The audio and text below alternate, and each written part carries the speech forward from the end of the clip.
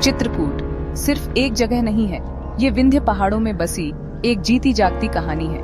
यहाँ हर पत्थर और नदी में देवी देवताओं और साधुओं की कहानियां बसी हैं। भगवान राम, सीता और लक्ष्मण ने अपने वनवास के कई साल इन जंगलों में बिताए और इस जगह को अपना घर बनाया। मंदकिनी नदी और पुराने मंदिर उनकी यादों से गूंजते हैं। चित्रकूट की दिव्यता हवा में, पत्तों की सरसराहट में और सीता की हिम्मत का सम्मान करती लोकल औरतों के गानों में महसूस होती है। यह एक ऐसी जगह है जहां विश्वास प्रकृति में ही बुना हुआ है।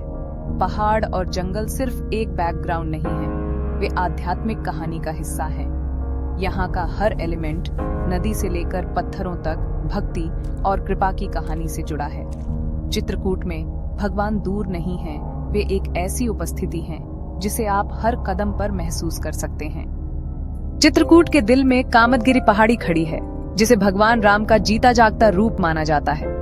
तीर्थयात्री आशीर्वाद और माफी पाने के लिए इसकी 5 किलोमीटर की परिक्रमा करते हैं।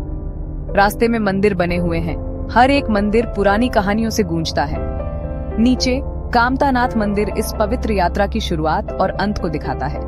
मंदकिनी नदी के किनारे राम घाट है, जहां कहा जाता है कि राम ने स्नान किया था और अपने भाई भरत से मिले थे। घाट आरती, मंत्रों और तैरते दियों की रोशनी से जीवंत हो उठते हैं। यहाँ कवि तुलसीदास ने हनुमान के भेष में राम और लक्ष्मण को देखा था, ऐसा माना जाता है। राम घाट सिर्फ एक ऐतिहासिक जगह से बढ़कर है, यह एक ऐसी जगह है जहां नश्वर और भगवान के बीच की सीमा धुंधली हो जाती है।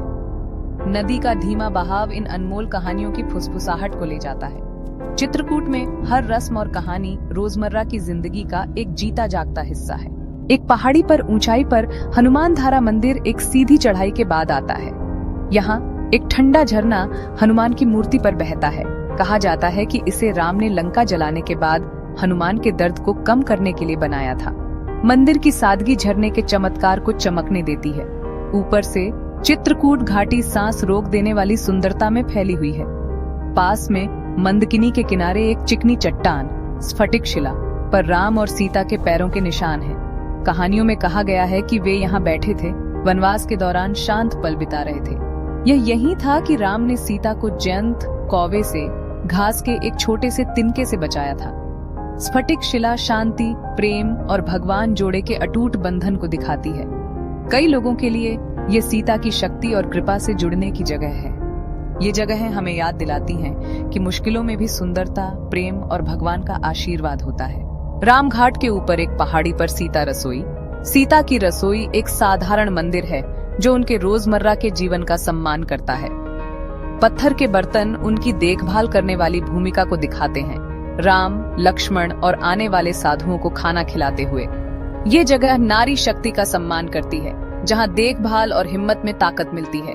आज महिलाएं हर मंदिर और घाट पर पूजा करती हैं, दीपक जलाती हैं और परंपराओं को जीवित रखती हैं। उनकी भक्ति शांत लेकिन शक्तिशाली है, सीता और अनुसुईया की विरासत को दोहराती है। चित्रकूट महिलाओं के आध्यात्मिक योगदान का सम्मान करता है, चाहे वे पहले की हों या अभी की। यहाँ सीता और अनुसुईया की कहानियां प्रेरणा के जीवित स्रोत हैं।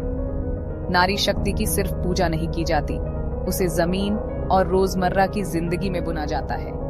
हर महिला के लिए चित्रकूट रिश्तेदारी, ताकत और आध्यात्मिक जुड़ाव की जगह है। चित्रकूट आस्था का एक जीता जागता संगम है, जहां इतिहास और पौराणिक कथाएं हर कोने में सांस लेते हैं। इसकी पहाड़ियां, नदियां और जंगल इसके मंदिरों जितने ही पवित्र हैं। संतों, कवियों और खोज करने वालों को सदियों से यहाँ प्रेरणा मिली है।